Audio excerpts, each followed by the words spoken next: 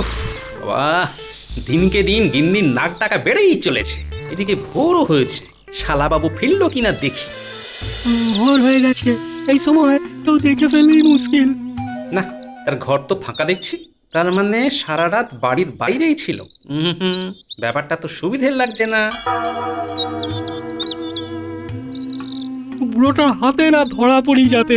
বাবা, হে ভগবান, দেখো। যাক, দরজাটা খুলেই ফেলি তাহলে। দরজা খোলার আওয়াজ হলো, তার মানে হতচ্ছাড়াটা ঢুকছে। যাই, লুকিয়ে পড়ি। উফ, যাক, দাঁড়ালে কেউ নেই। টুক করে ঘরে ঢুকে যাই। চুল উস্কো খুস্কো, গায়ের পোশাকও এলোমেলো ধুলোময়, ভীতু ভীতু চাহুনি। ঠিকই বুঝেছি, গতিক সুবিধের নয়। বাবা, শীতকালের রাতে ছোট ঘরে যাওয়াটা খুবই কষ্টকর। এই জন্য বেশি জল খেতে নেই, আবার যেতে হবে। ও বাবা, চড়ে পেয়েছে। না, বসে থেকে লাভ নেই, শালটা গায়ে দিয়ে করেই আসি।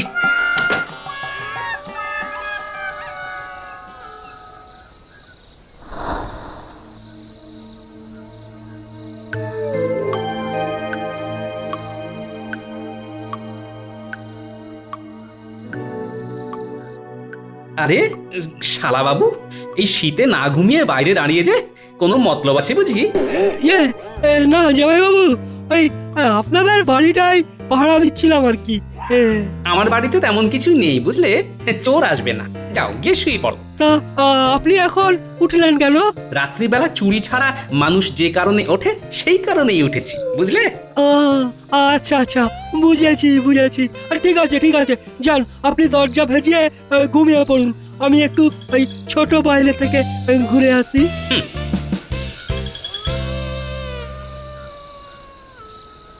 বুড়োটা এবারে ঘুমোবে, এই সুযোগে কেটে পড়ি।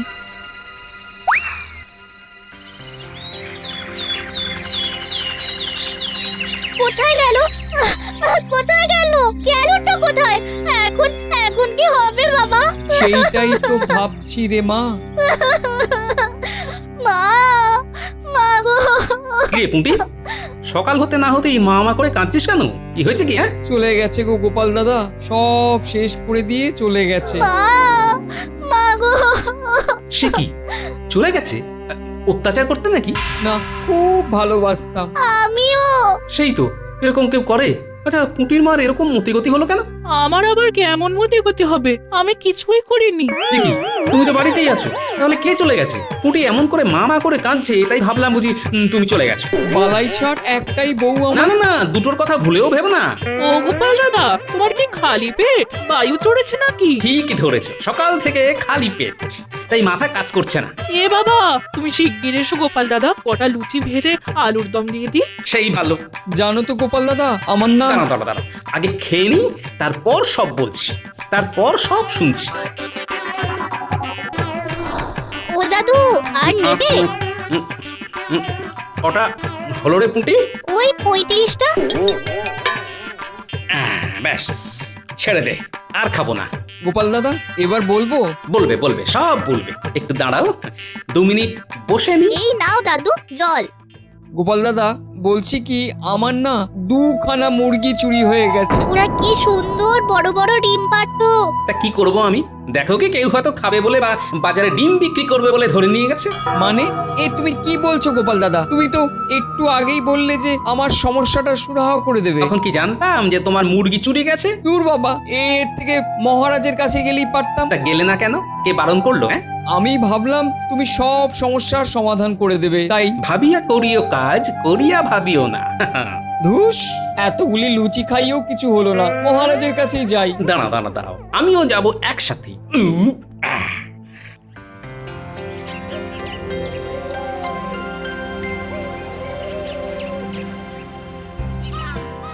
আসবো আসবো মহারাজ। মহারাজ।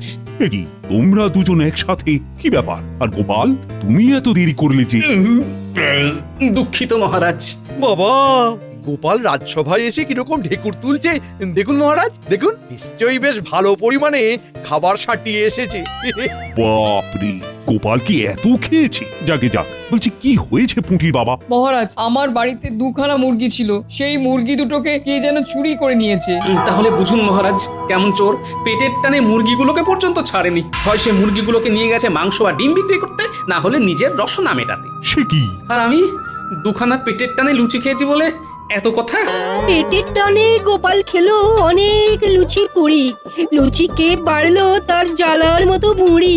পুটির বাবার ঘর থেকে হলো মুরগি চুরি। এমন চোর সোনা নয় দানা নয় মুরগি চুরি করতে রাতের বেলায় হানা দেয়? ইস, কিচ্ছু শেখেনি। চিনতে পারলে কষিয়ে দুখানা ঠাস ঠাস করে চড় মারবো। গোপাল, মুখ সামলে কথা বলো। তোমার থেকে মানে চোর বয়সে বড় হতে পারে। ও, আপনার বয়সী নাকি? গোপাল, তোমরা থামো সবাই। না না না, এমন ভাবে গৃহপালিত পশু পাখি চুরি হতে দেওয়া যায় না। আমি পাহারা বসাবো। পুটির বাবা, তুমি এখন এসো। তাহলে সবাই বলো, আমাদের শীতকালীন অধিবেশনের জায়গাটা যদি প্রাঙ্গণ লাগোয়া করি, কেমন হবে? খুব ভালো। ভালোই হবে, সবার গায়ে রোদও লাগবে। মহারাজ, তাহলে কাকে প্রহরীদের অধিকর্তা করবেন ঠিক করলেন? হ্যাঁ, ভাবছি সেনাপতির তত্ত্বাবধানে 10 জন প্রহরী মিলে গ্রামে গ্রামে পাহারা দিয়ে চোর ধরবে এবং চুরি থামাবে। আগে মহারাজ, আমি দায়িত্ব নিতে প্রস্তুত। কি সেনাপতি, তোমার এই দিন এলো যে রাজ্যের এত বড় পদে থেকেও শেষে কিনা মুরগি চোর ধরতে বেরোবে? মন্ত্রী মশাই, নিজে চুরি করে চোর হিসেবে ধরা পড়ার থেকে অন্য মুরগি চোর ধরতে যাওয়াটা মনে হয় অনেক সম্মানের, কি তাই না?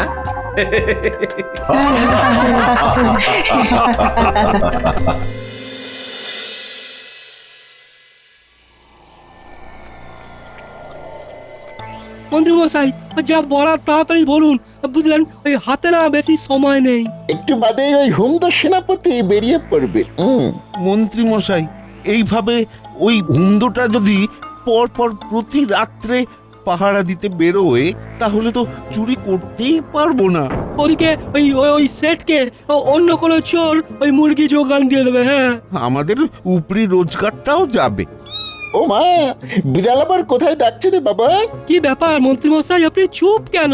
তোদের সকলের মুখ বন্ধর অপেক্ষায় ছিলাম। এবারে কেউ আর বাজে না বকে, আমি যা বলবো শুনবি। আচ্ছা আচ্ছা, শোন, আমার বাড়ির পিছন দিকে একটা কালো বিড়ালকে 1 বাটি দুধ খেতে দিয়ে এসেছি। ওর দুধ খাওয়া হয়ে গেলেই তোরা ওকে সাথে করে বেরিয়ে পড়বি।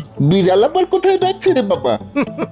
সেনাপতি শুধু গায়ে গতরেই ভারী, আসলে বেটা ভিতুর ডিম। তাই সে এদিকে নিজের দলবল নিয়ে আসলেই তোরা বিড়ালটাকে কোনো আড়াল থেকে রাস্তায় ছেড়ে দিবি।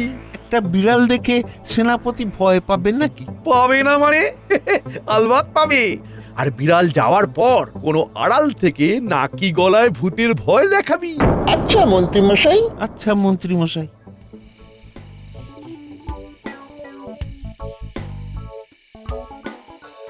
গিন্নি, চলে এসেছি। আর বলো না, বিজ্ঞানীর নতুন আবিষ্কারটা দেখছিলাম। বেশ করেছো, এই অনেক রাত হয়েছে, হাত পা ধুয়ে চলে এসো, খেতে দিয়ে এসো। বাবা, কি ব্যাপার? বাড়ি এত শান্ত যে, মনে হচ্ছে আবার আগের মতো নিজের বাড়ির পরিবেশ ফিরে এসেছে। অনেকক্ষণ ঘুমিয়ে পড়েছে, যা শীত পড়েছে। ও আচ্ছা, আর শ্যালক বাবু কই? অনেক রাত হয়েছে, বুঝলে, দৌড়টা দিয়েই দিই। না, দিও না, ভাই রাতটা দেখতে গেছে, এই ফিরতে দেরি হবে। হ্যাঁ, এই কৃষ্ণনগরের কোথাও তো এখন যাত্রাপালা হচ্ছে না, তাহলে বাচ্চা ধন গেল কোথায়? তাও আবার রাত্রে? না, একটু নজর রাখতে হবে। কি গো, এসো। হ্যাঁ হ্যাঁ গিন্নি, আসি।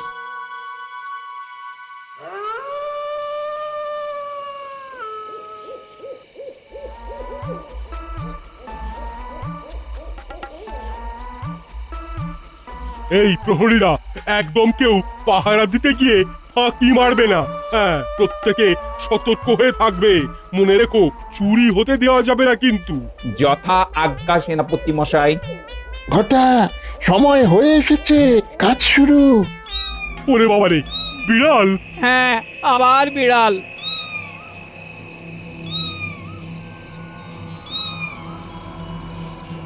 নিশ্চয়ই আজ ওদিকে গেলে বিপদ ঘটবে। মা, সত্যি তো কালো বিড়াল। গায়ের রং তো রাতের অন্ধকারে মিশে গেছে, চোখ দুখানাও জ্বলছে, আমাদের পথ আগলে দাঁড়িয়ে আছে। আমরা চললুম সেনাপতি মশাই, মনে হচ্ছে আশেপাশে কোথাও তেনারা আছেন। এবার আমি খাবো, সবাইকে খাবো। ওরে বাবা, ভূত পালাও!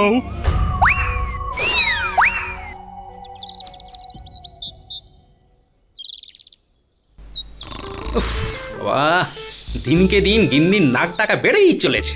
এদিকে ভোরও হয়েছে, শালাবাবু ফিরল কিনা দেখি। ভোর হয়ে গেছে, এই সময় কেউ দেখে ফেললেই মুশকিল।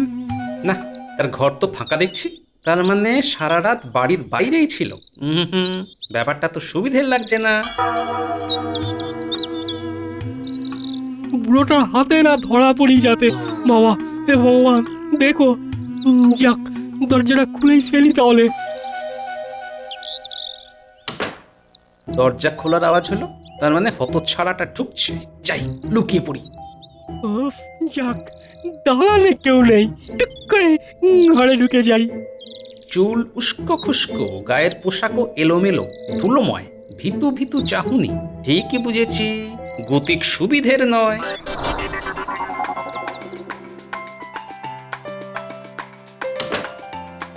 ওরে আমার ফুলটুস, ফুলটুসি, করিস না আর বদমাসি। এত ডাকি আয় রে আয়, ডাকতে ডাকতে জীবন যায়। কি সর্বনাশ, বাড়ি আমার ফাঁকা, চোর দিয়েছে ধোকা, আমার মুরগি গিয়েছে চুরি। খবর দিতে মহারাজের কাছে এখন ছুটি, পড়ি কি মরি।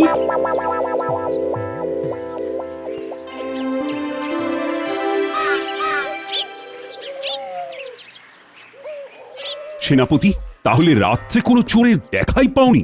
না মহারাজ, আমরা তো পুরো তল্লাটি পাহারা দিয়েছি। তাহলে মনে হয় ভিন রাজ্য থেকে কিছু চোর এসে এই কাজটা করেছে। গ্রামের কেউ না হলেই ভালো। সেনাপতি, তুমি সত্যি বলছো তো? ঠিকঠাক গ্রামে নজর রেখেছিলে তো? কেন মন্ত্রী মশাই, সেনাপতি মশাই আপনাকে চোর হিসেবে ধরলে বুঝি খুশি হতেন? বাজে কথা বলো না গোপাল। তবে মহারাজ, যদি দেখি এরপরে এই গ্রামেরই কেউ চুরি করেছে বা কেউ ইন্ধন দিয়ে কাজটা করিয়েছে, তাহলে তাকে আমি গাছে বেঁধে মারব। একদম একদম। কেন, সেনাপতি তো পাহারা দিয়েছে, তাহলে আবার মারার কথা কেন উঠছে? মন্ত্রীর সুর পাল্টে গেল দেখছি। আচ্ছা, সভা কবি কই? কই কই? মহারাজ, মহারাজ, আমার ফুলটুস, ফুলটুসি, প্রাণ প্রিয় দুই মোরগ আর মুরগি চুরি হয়ে গেছে মহারাজ। এখন আমি কি করি? আজ সকালে উঠে দেখি বাড়িটা ফাঁকা। কি কবি, কি বলছো? চুরি গেছে? মহারাজ দেখলেন, এই কাণ্ডে কবির কবিতা গেছে থেমে। গোপাল, চোর ধরতে মাঠে পড়ো নেমে। আদৌ কি কবির মুরগি নিয়েছে চোরে, নাকি তারা নিজেরাই গেছে উড়ে? ওরা আমার অজান্তে কখনোই উড়ে যাবে না। হ্যাঁ, কেঁদো না, দেখছি কি করা যায়। আজ তবে রাজসভা করছি বন্ধ। চুরির খবরে লাগছে কেমন অন্ধ অন্ধ। কবি হয়েছে স্তব্ধ, চোরকে ধরে ঠিকই করব জব্দ।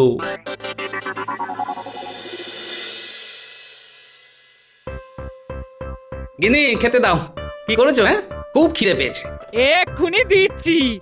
আজ আজ না এই সর্ষে দিয়ে চুনো মাছ করেছি। হ্যাঁ, দাও দাও দাও, তাই দাও। বলি, তুমি আবার সর্ষে চুনো খাবে কেন বাবা? কেন মা, আমি তো এখনো আপনার মতো অতটা বুড়ো হইনি। আমি তো ভাবলাম ওই জামাই বাবুর বুঝি কালকের ওই অতগুলো লুচি এখনো হজমই হয়নি। আমার বদমাইশি ছাড়া আর সবকিছু খুব তাড়াতাড়ি হজম হয়ে যায়। ওরে, তোর স্বামীকে সর্ষে চুনো না দিয়ে ভাইটাকে দে রে। ওর চোখের নিচে কেমন কালি পড়েছে দেখ। কালি? হ্যাঁ, তাই তো। তার মানে শালা বাবুর মনে হচ্ছে রাত জেগে জেগে চোখের নিচে কালি পড়েছে। না, ব্যবস্থা একটা করতেই হবে খুব তাড়াতাড়ি। তাই তো, ঠিকই বলেছ মা। ইস, না গিন্নি, তুমি শালা বাবুকে সর্ষে চুনো দাও। আমি বরং আজ আর এখানে খাচ্ছি না, যাই কবির বাড়ি গিয়ে দুটো খেয়ে নিই। কিন্তু না, কোনো কিন্তু নয়, তুমি তো জানোই ওর কি অঘটন ঘটেছে। বেচারা একা একা আছে। বাবা, ভূতের মুখে রাম নাম।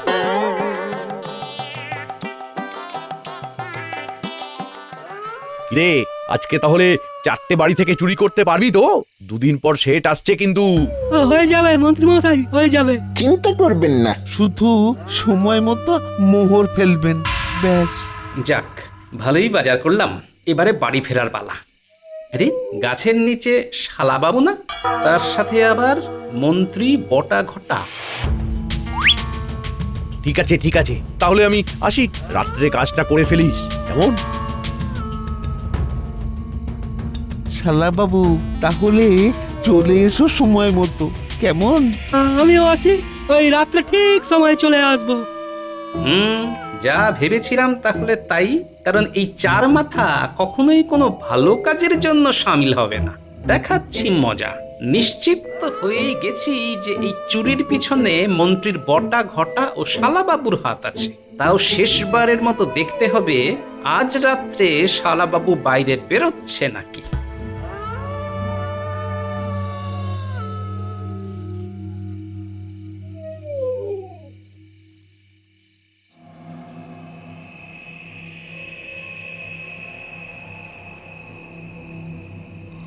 না, এইবারে বেরোই। সবাই নিশ্চয়ই ঘুমিয়ে পড়েছে। হ্যাঁ।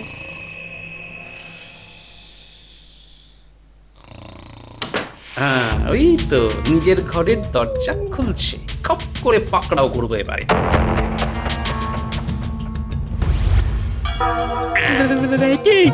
কি জামাইবাবু, আপনি ঠেলে আমার ভিতরে ঢোকাচ্ছেন কেন? দরজা শিকল দেবেন না, বড় বাইরে যাবো। কোনো বাইরে যেতে হবে না। আরে জোরে পেয়েছে, ঘরের ভিতরে করে দেবো কিন্তু। করো করো, তোমার দিদি কালকে ঘর পরিষ্কার করে দেবে। ধুর বাবা, কি জ্বালা। দেখি ওদিকে পুটির বাবা 12 জনকে নিয়ে এলো কিনা। ওদের সাথেও পরিকল্পনার কথা বলতে হবে। কিরে ঘটা, আর কতক্ষণ দাঁড়াবি? প্রায় ঘন্টাখানেক তো হয়েই গেল। চল ফিরে যাই, মনে হয় আসবে না। শ্যালক মনে হচ্ছে ঘুমোচ্ছে, তাহলে আর চুরি করে লাভ নেই বল। মন্ত্রী মশাইকে খবরটা দিয়ে বাড়ি যাই, চল।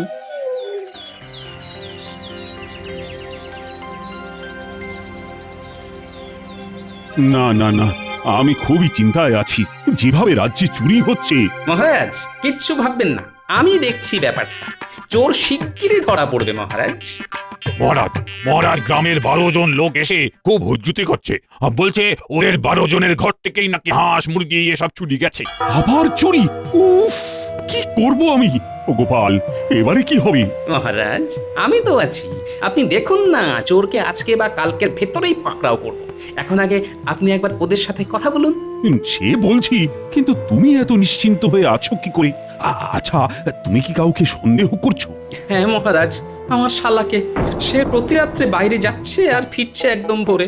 কালকেও এর অন্যথা হয়নি। চিন্তা করবেন না, শাস্তি সে পাবেই। বটা ঘটা বলল যে কালকে রাত্রে গোপালের শালা আসেনি, তাই বটা ঘটা এমনকি আমি কেউই তো চুরি করিনি। তাহলে চুরি করলোটা কে? এই মন্ত্রী, চলো আমার সাথে। বাইরে গিয়ে ওই 12 জনের সাথে একবার কথা বলে আসি। তাহলে ওই ভাঁড়ের শালা বেটাই চুরি করেছে। কি সাহস! ঘোড়ারি নিয়ে ঘাস খাচ্ছে। ভাঁড় কাকে বলে আজ দেখাচ্ছে। ভটাকে দিয়ে ওকে কায়দা করে রাখতে হবে এক্ষুনি। এই মন্ত্রী, কি হলো? মহারাজ, আমার পেটটা কেমন করছে। একবার এক্ষুনি বড় বাইরে যেতে হবে। আসছি আসছি। আসুন মন্ত্রী মশাই, বেটাকে বেঁধে রেখেছি। আমায় ছেড়ে দিন, আমি চুরি করিনি। ন্যাকা বোকা, চোরের উপর বাট পাড়িয়া। এই কি, আমায় চোর বললি নাকি? না না, আমাদের কথা বলেছে। দে দে লাঠিটা, দে লাঠিটা দে। বেটা বেটা হত ছাড়া বেল্লিক, আমার থেকে শিক্ষা নিয়ে আমাকেই ঠকানো। হ্যাঁ, মারুন মারুন মারুন, বেটাকে মারুন। কি বলো গোপাল, এই চুরির সাথেও মন্ত্রী জড়িত? এমনকি তোমার শালাও? আগে হ্যাঁ, শ্যালককে রাত্রে বাইরে থাকতে দেখেই সন্দেহ হয়েছিল। তারপর বাজারে 4 জনকে একসাথে দেখলাম, ব্যাপারটা বুঝতে পেরে গেলাম। না না না না, ওদের কাউকে ছাড়া যাবে না। কোথায় আছেন মহারাজ? কোথায় আছো বাবা জীবন? শিগগির শিগগির এসে দেখে যাও। আমার এই হীরের টুকরো ছেলেকে ওই মন্ত্রী মশাই কেমন এমন মেরেছে। সে কি শালা বাবু, তুমি মন্ত্রীর কাছে মার খেয়েছো কেন? কেন মেরেছে মন্ত্রী মশাই? তুমি মহারাজকে পরিষ্কার করে বলো, আমি তোমার পাশে আছি। মন্ত্রী মশাইয়ের ইন্ধনে ওই বটা ঘোটার সাথে আমি কিছু মোহরের লোভে ওই এই পুটির বাবা আর ওই সভাকবি মশাইয়ের মুরগি চুরি করার কাজে জড়িয়ে পড়ি। হ্যাঁ, ওই তারপর না ওই কালকে আমি যাতে ঘরের বাইরে না বেরোতে পারি তাই জামাইবাবু ওই ঘরের শিকল তুলে দেয়। তবু কালকে আমি ওই না বেরোনো সত্ত্বেও ওই গ্রামের 12 জনের বাড়িতে চুরি হয়ে যায়। আর মন্ত্রী মশাই ভেবেছেন চুরিটা আমি করেছি, সেই জন্য মেরেছেন। তোমরা তো তাহলে সকলেই দোষী। বাকি 3 জনকে ধরে এনে নিজেদের মধ্যে লড়তে বলুন মহারাজ। তারপরে যে জিতবে তাকেই আপনি ছেড়ে দিয়ে বাকিদেরকে বন্দি করে ফেলবেন। বেশ, এবারেই তো আসল মজা।